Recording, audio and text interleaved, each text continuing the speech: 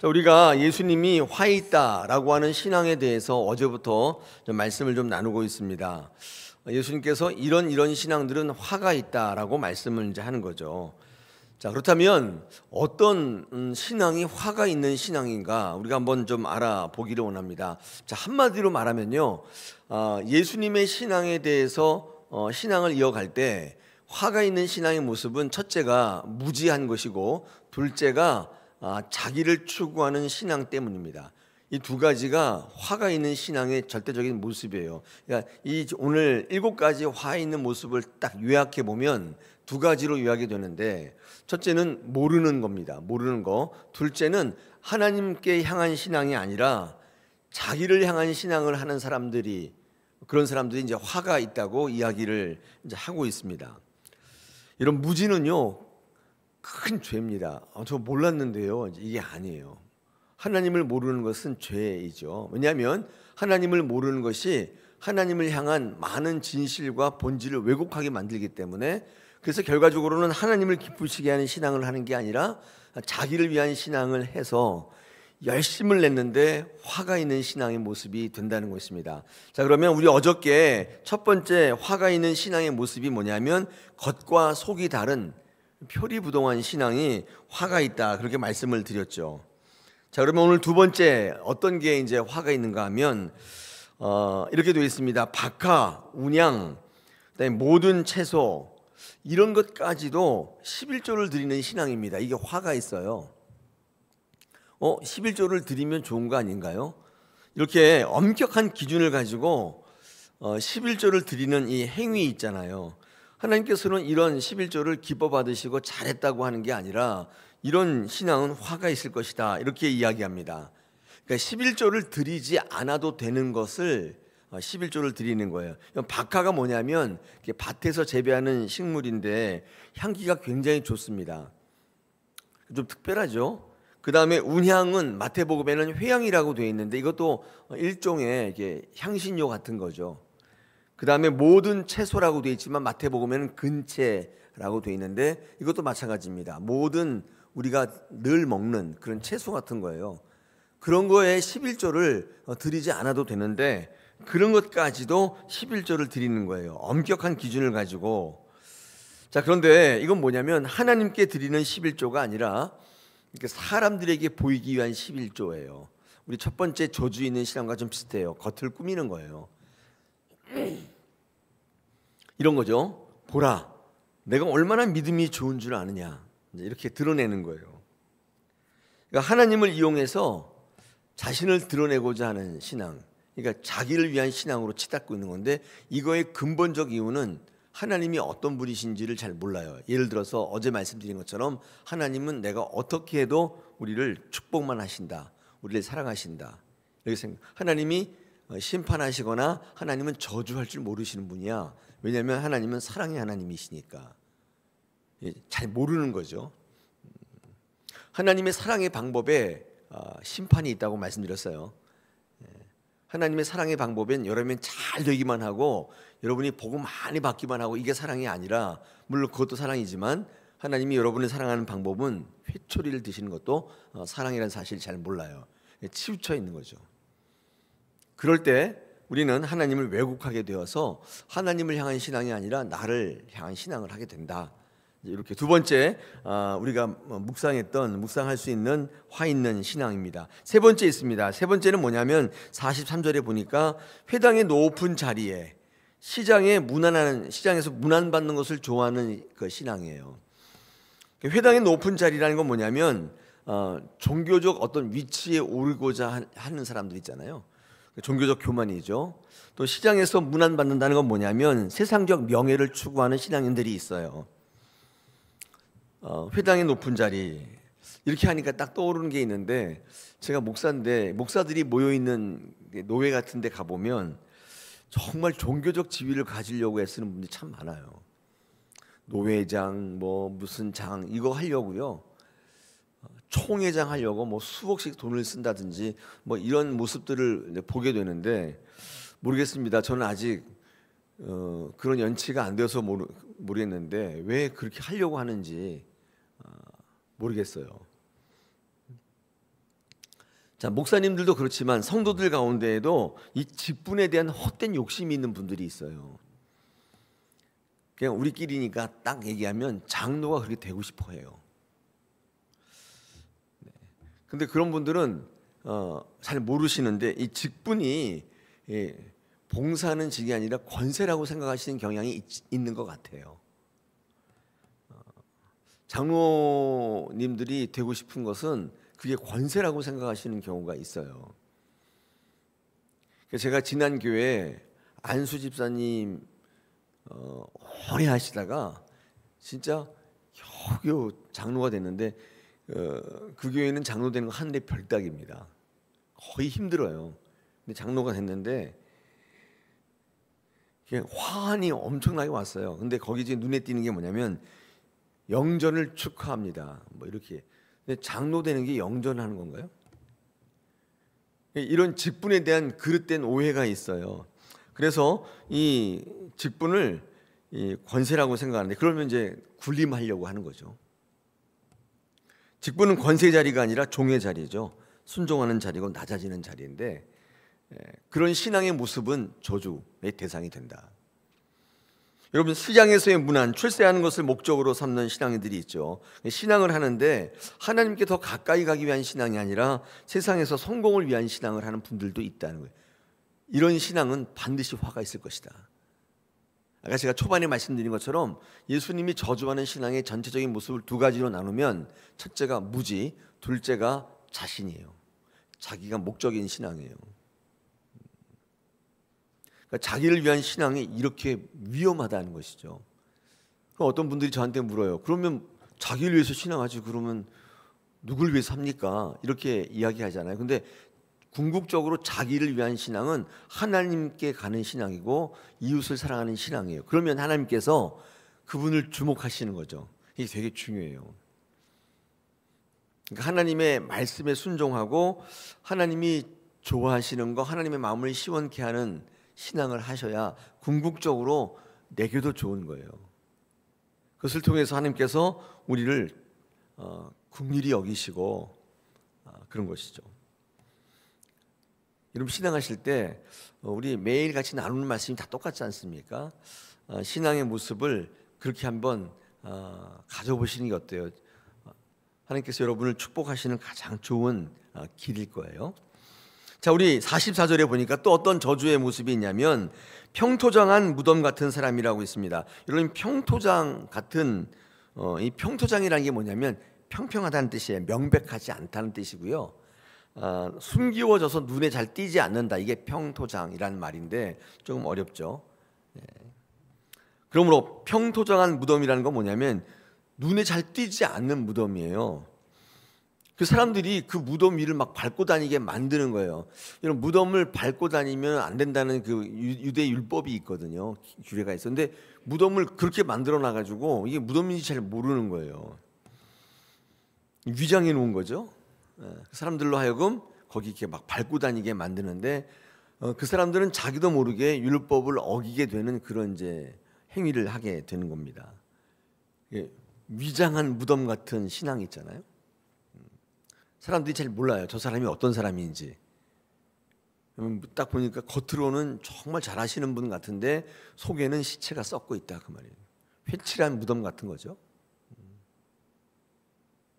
이런 신앙도 화가 있을 것이다. 다섯 번째, 지기 어려운 짐을 남에게 지우고 정작 자신은 손 하나도 까딱하지 않는, 움직이지 않는 신앙의 모습은 이제 화가 있다고 얘기합니다. 이건 율법 교사를 향한 저주인데요. 근데 가르치는데 말로만 가르치고 정작 행하지 않는 종교 지도자들 있잖아요. 그러니까 솔선수범하지 않는 분들. 그래서 말로써가 아니라 삶으로 가르쳐야 되는데 물론 여러 가지 이유가 있겠죠. 이제 우리가 신앙하는데 직접적으로 적용할 수 있는 예를 하나 들은다면 중직이 되었는데 섬기지 않는 분들, 이런 분들이에요. 직분을 받기는 받았는데 섬기지 않는 분들, 이런 분들은 남에게 지우기 힘든 집을 지우고 자기는 손 하나도 까딱하지 않는다. 이렇게 말씀을 드리는데 이제 화가 있을 것이다. 얘기하는 것이죠. 우리 중직을 맡으신 분들은 그래서 하나님께 선택받고 부르심 받은 자리에 책임이 있어요. 제가 이걸 뭐라고 말하냐면 길을 아는 자의 책임, 먼저 부름 받은 자의 책임이 있는데 그 책임을 다 하셔야 돼요. 때로는 내가 원치 않더라도 가셔야 돼요. 이 베드로에게 예수님께서 하신 말이 있죠. 네가 젊었을 때는 네가 띠를 띠고 살았다는, 네 마음대로 살았는데 지금은 네가 띠를 띠고 산다. 이제 띠가 뭐냐면 이제 이렇게 묶는 거거든요. 이제 끌려간다는 뜻이에요. 여러분, 신앙은 관록이 있을수록 또 하나님께서 주신 사명이 클수록 자기 마음대로 하는 게 아니에요. 기쁨을 가지고 하는 게 아니라 저는 사명을 가지고 한다고 봅니다. 신앙할 때 자기의 감정에서, 자기의 느낌에서 그 목적을 찾으시면 안 돼요. 하나님의 사명을 찾는 거예요. 때로는 힘들고 어려운 자리지만 내가 감당해야 될 책임이 있어요. 특히 목사, 장로, 권사 이런 분들 다 그런 책임이 있다고요. 근데 그 책임을 망각하게 되면, 그렇죠? 남에게 그 지기 어려운 짐을 짊어지게 하고 나는 아무것도 안 하게 되는 그런 역사가, 그런 이제 일들이 있다는 것입니다. 그래서 직분을 받는다는 것은 보통 일이 아니에요. 특히 안수 받는다는 것은 보통 일이 아니에요. 저희 교회에서도 이 직분에 대한 새로운 이해가 좀 있었으면 좋겠어요. 나이가 들었다고 직분을 주고 그런 게 아닙니다. 일을 해야 되는데 참 이게 어려워요. 지난 교회는요, 권사님을 안수할 때 직장을 다니는 여집사님은 절대 안수 주지 않았어요. 집장을 세우지 않았어요. 권사를 세우지 않았어요. 그런 기준이 있었는데 많은 집사님들이 반발하셨어요. 직장을 갖고 있는 게 무슨 죄냐 막 이렇게 말씀하셨는데, 목사님은 그냥 집사로도 충분하시다고 그랬어요. 근데 권사님 되시는 분들은 삶을 드리는 거예요. 그러셔야 되는 거거든요. 뭐 장로님도 마찬가지고 안수자는 다 마찬가지입니다. 그래서 중직이 된다는 것은 솔선수범하는 자리인 거예요. 자, 다 여섯 번째 무덤, 화가 있는 신앙의 모습이 있는데, 이 선지자들의 무덤을 만드는 신앙인들이라고 되어 있습니다. 이게 뭐냐? 선지자들 이제 죽이고 무덤을 만드는 건데, 선지자의 무덤을 만든다고 하는 것을 보니까 굉장히 선지자를 위한 것처럼 보이지 않습니까? 그런데 선지자를 위한 게 아니라 선지자들의 말을 지키지 않고 그들을 무시하는 이제 행위죠. 그러나 나중에 이 선지자들의 본질은 그들의 외침을 듣고 순종하는 건데, 그렇게 안 하고 무덤이나 만들어 주는 거예요. 이것은 존중의 의미가 아니라 오히려 무시함인 거죠. 선지자들의 가르침에는 관심 없고 그들의 무덤을 만드는 데는 관심 있는 신앙을 지적하고 있는 것입니다. 그래서 외치는 자의 소리에 관심이 없어요. 자기의 뜻대로 하지만 선지자의 무덤을 만드는 데는 발빠른 신앙, 당시에 의로운 자의 죽음을 방치했던 그들의 외침에는 관심이 없었던 신앙인들을 일컫는 말입니다. 저주가 있을 것이다. 여러분, 그러므로 복받는 신앙은요, 지키는 거예요. 듣는 거예요. 무덤을 만들어주는 게 아니라 듣고 지키는 겁니다. 이게 복을 받는 신앙이라고 말씀드립니다. 마지막 일곱 번째 저주는 지식의 열쇠를 갖고도 열지 않는 신앙인들. 52절에 보니까 그게 있는데, 여러분, 지식의 열쇠가 뭐냐?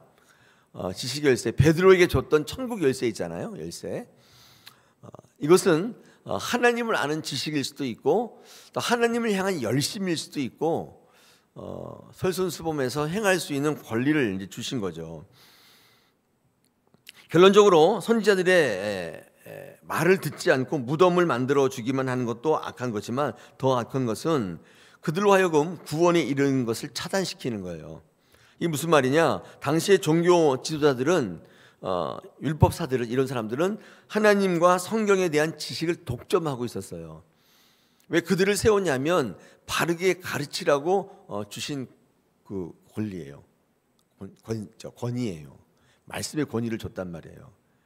그래서 그들은 아무것도 하지 않고 그것만 하도록 만들었어요. 이 제사장들, 이런 사람들 다 그런 사람들은 아니에요. 그 사람들은 필요한 것들을 다 대줘요. 먹을 거 다 대준 대신에 율법을 연구해서 사람들에게 그것을 지켜서 그들이 구원받도록 길을 열어주는 역할을 하는 거예요. 그래서 모든 하나님에 대한 지식을 독점하고 있었단 말이에요. 그러니까 천국 열쇠를 독점하고 있는 것 같죠. 자, 그런데 그들은 이 열쇠를 가지고 오히려 백성들이 천국에 가지, 가도록 문을 열어주는 게 아니라 문을 닫아버려요. 그래서 율법의 본질을 알려주지 않고 이상하게 왜곡시켜가지고 정신이나 본질이나 방향을 가르쳐주지 않고 그 율법의 말씀을 자기 유리할 대로 변질시켜가지고 자기에게 유리하게 만들었어요. 이렇게 되면 사람들도 천국 문에 들어갈 수 없고 내 자신도 천국에 들어갈 수 없는, 그러니까 하나님의 말씀을 자기 유리할 대로 해석해가지고 왜곡되이 선포하는 거예요. 이런 경우는 또 하나는 사람들의 귀에 듣기 좋게 만드는 거예요. 근데 그 사람들은 그 말씀을 들으면 궁극적으로는 구원에 이를 수 없죠. 하나님의 말씀을 알지 못하기 때문에 하나님의 마음에 합한 신앙을 할 수가 없잖아요. 결과적으로는 자기가 좋으라 하는 신앙을 하게 만드는 거예요. 이 율법사들이, 이 바리새인들이. 그래서 자기도 엄한 것을 선포했기 때문에 지옥에 가고, 그들은 잘 몰라서 자기를 추구하는 신앙을 해서 그들도 구원에 이르지 못하고 다 막아버리는 거예요. 잘못된 말씀에 맹종하게 만들어서 결과적으로는 사람들에게 견디기 어려운 짐을 지우게 만드는 것입니다. 결과적으로는 천국의 문을 닫아버리는 거예요. 뭐 때문에?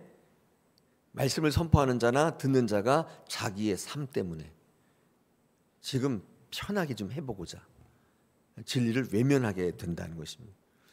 자, 지금 제가 7가지, 어제와 함께 7가지 예수님께서 저주가 있다는 신앙들을 쭉 돌아봤는데 특징이 첫째, 무지한 신앙이에요. 모르니까 자기 마음대로 하는 거예요. 둘째는 하나님을 목적으로 하는 게 아니라 자기를 목적으로 하는 신앙으로 바뀔 때 이게 이제 화가 있다. 전체를 한번 요약을 해볼 수가 있습니다. 여러분, 그렇기 때문에 신앙을 안 하는 것도 굉장히 문제지만 신앙을 그릇되이 하는 것은 더 문제인 거예요. 신앙을 안 하는 것이 문제죠.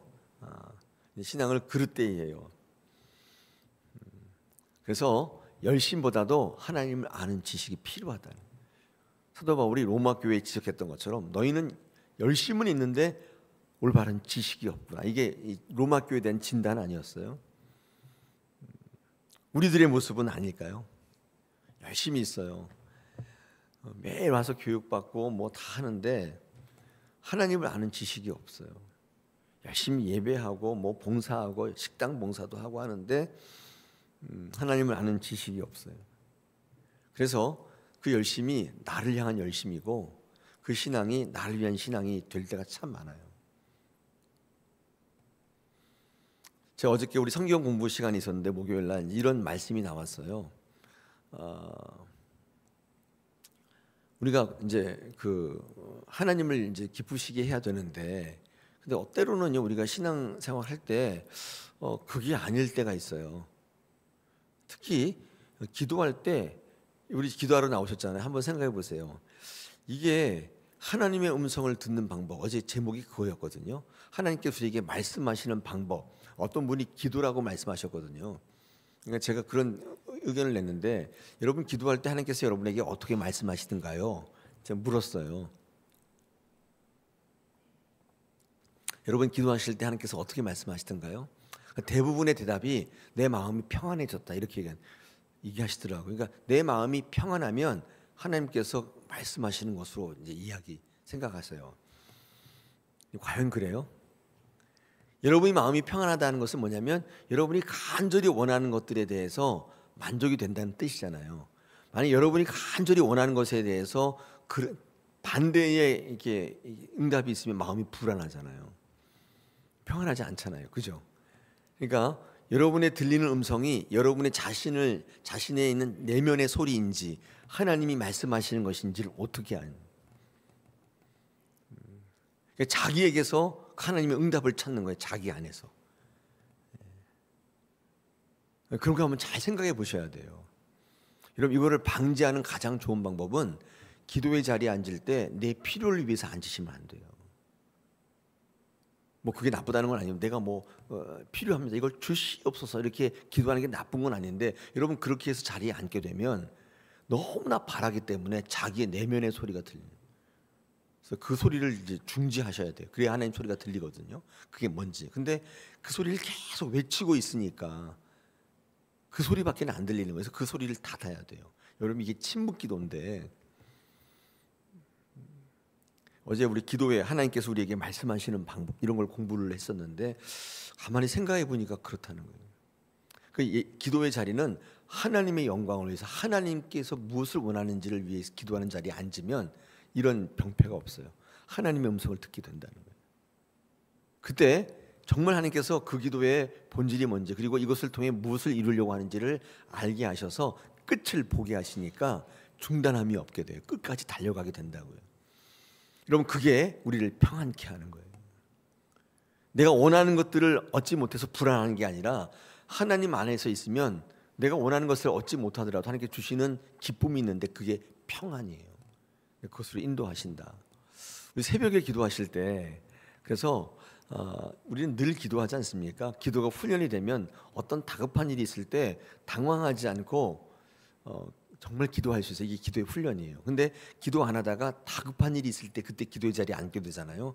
근데 그렇게 그런 현상 자꾸 자기의 내면의 소리가 하나님의 소리인 것처럼 착각하게 돼요. 그것보다도 기도를 훈련하시고 늘 앉는 기도, 늘 하나님의 목소리를 듣는 연습 이렇게 지금 필요하지 않겠는가? 여러분 오늘 이 아침에 기도할 때에도 하나님을 기쁘시게 해서 축복받는 신앙이 되면 참 좋겠습니다. 그러니까 저주가 되는 신앙의 모습을 쭉 보셨는데 내게 이런 모습은 없는지를 한번 돌아보시면서 우리 한번 이 시간에도 한번 같이 기도하면 좋겠습니다. 오늘